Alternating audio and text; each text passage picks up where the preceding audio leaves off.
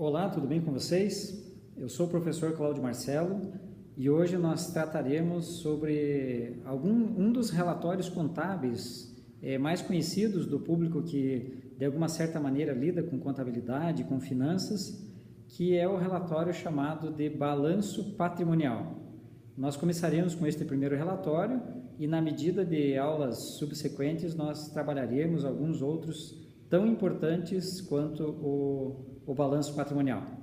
Então, os convido a desvendar um pouquinho como que é a estrutura deste relatório contábil, a finalidade que ele tem, assim como que é a disposição dos principais grupos e subgrupos que são exigidos através de legislações. Então, vamos lá. O importante é que o relatório denominado de balanço patrimonial, hoje em dia, com a globalização, existe uma nomenclatura e uma estruturação que ela é globalizada, né? Existem normas internacionais de relatórios financeiros que tem a sigla IFRS, ou no inglês IFRS, que traz uma estrutura então que serviria como padrão mundial. E alguns países adotaram essa estrutura, e inclusive o Brasil também adota essa postura de ter pelo menos sob o ponto de vista de estruturação do relatório, um acompanhamento com os padrões internacionais de contabilidade. A principal dúvida que surge para algumas pessoas que estão iniciando na área de contabilidade ou finanças é entender, primeiro, qual que é a finalidade do balanço patrimonial e depois como que ele se estrutura. De acordo com regulamentos, né, sejam esses nacionais ou internacionais, o balanço ele é uma demonstração que tem a principal finalidade de representar a situação financeira e patrimonial das entidades. Então é através justamente deste relatório que o público externo e mesmo o público interno consegue ter a dimensão de como que estão esses dois aspectos das entidades, patrimônio e situação financeira. Por ser um relatório padronizado, existem alguns grupos de contas que nós chamamos. Então, basicamente, todos os balanços patrimoniais, eles acabam sendo divididos em 3 grupos de contas. E por uma questão de hierarquia, esses grupos de contas eles estão disponibilizados dentro do relatório de uma maneira uniforme. Então, do lado esquerdo de quem olha o relatório denominado de balanço patrimonial, do lado esquerdo estão os ativos de uma determinada entidade, né? Aquele grupo de contas denominado de ativos. O que são os ativos? Todas as vezes que uma entidade tem um recurso e que ela controla este recurso e pretende ter benefícios econômicos lá no futuro, esses recursos são, no linguajar técnico, denominados de ativos. Alguns livros, então, trazem esses ativos como bens e direitos que uma determinada companhia ou entidade tenha. Aquilo que ela possui, por exemplo, de itens como veículos, máquinas, estoques, esses são os bens, e esses bens, então, estão compondo os ativos desta companhia. Os direitos são aqueles valores ou recursos que a companhia teria a receber de terceiros, como, por exemplo, duplicatas a receber, notas promissórias a receber, aluguéis que eventualmente uma entidade tem a receber, são denominados, então, de direitos. E esse ativo, por convenção, ele está representado do lado esquerdo deste relatório e divide-se entre dois grandes subgrupos. Um grupo denominado de ativo circulante e um outro grupo denominado de ativo não circulante.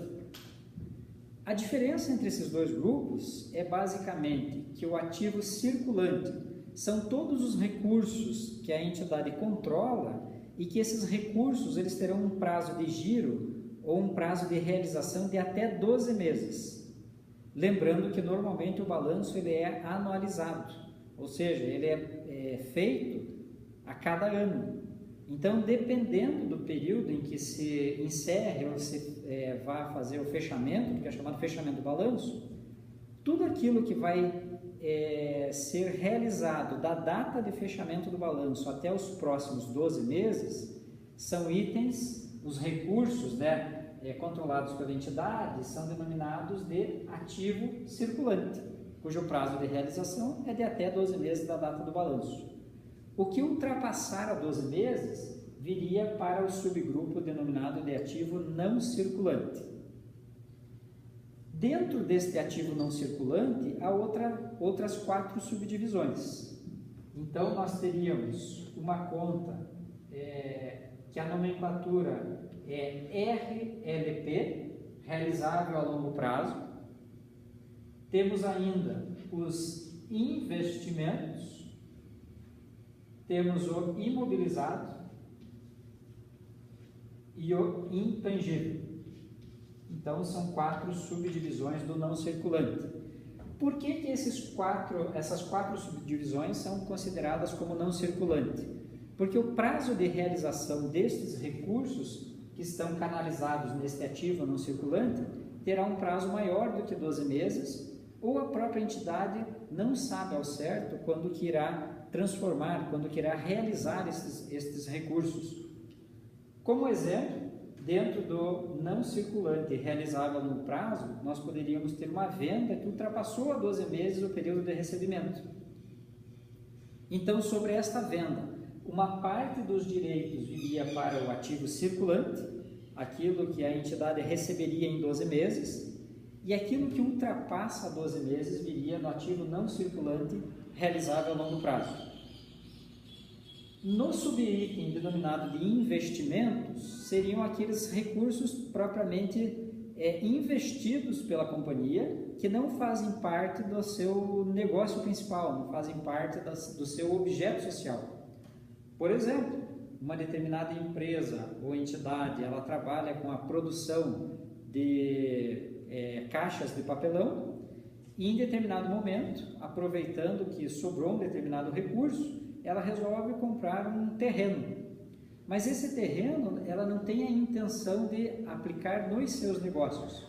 Neste momento que ela comprou o terreno, ela teve a intenção de investir. Então, poderíamos ter um terreno dentro desse subgrupo de investimento, porque não está vinculado ao objeto principal dessa empresa, que é fabricar caixas de papelão. No subgrupo imobilizado, seriam aqueles bens físicos, tradicionalmente, que eles serviriam para a manutenção do negócio em si operacional da companhia. Neste mesmo exemplo, que eu falei há pouco, se esta empresa tivesse máquinas que usasse na produção das caixas, essas máquinas iriam fazer parte do imobilizado. Então, toda a estrutura do ponto de vista física que é utilizada dentro do negócio em si, ele é imobilizado, né? Como máquinas, como equipamentos, como computadores, materiais, móveis e utensílios, melhor dizendo, do dia a dia do escritório. Todos esses itens são contabilizados ou registrados como imobilizado.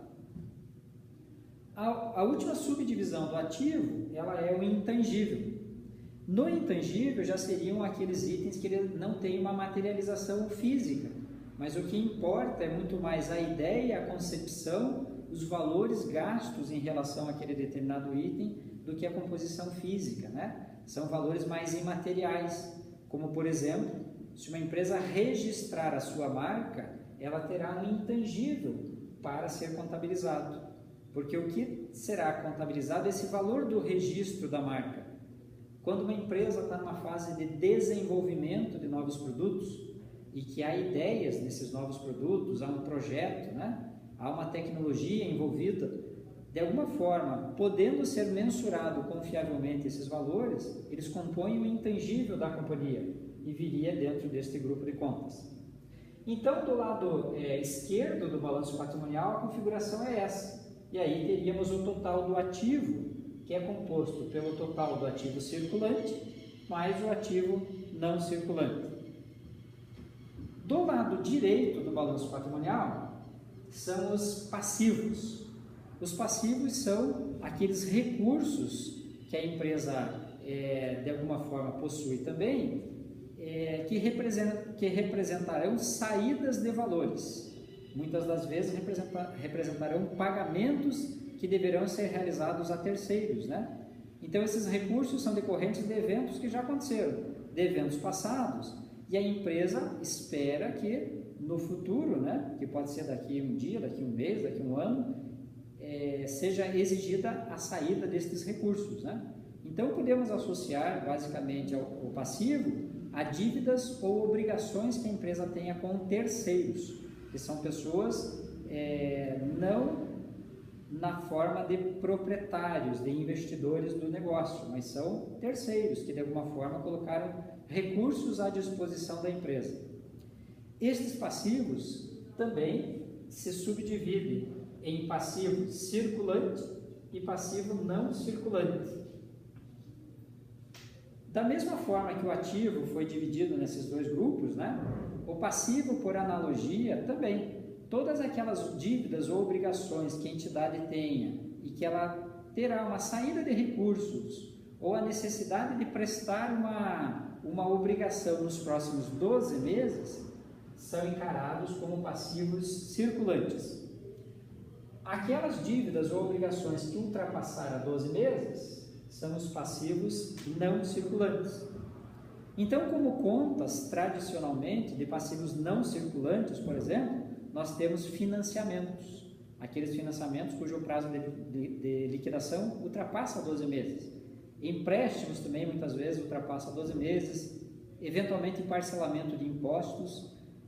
Esses itens então seriam registrados dentro do passivo não circulante.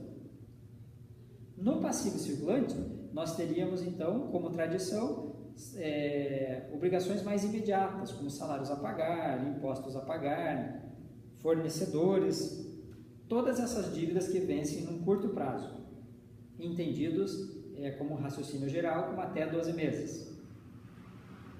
E um outro grande grupo, então, além do ativo e além do passivo, existe um grupo denominado de patrimônio líquido, que seria a sobra efetivamente, né?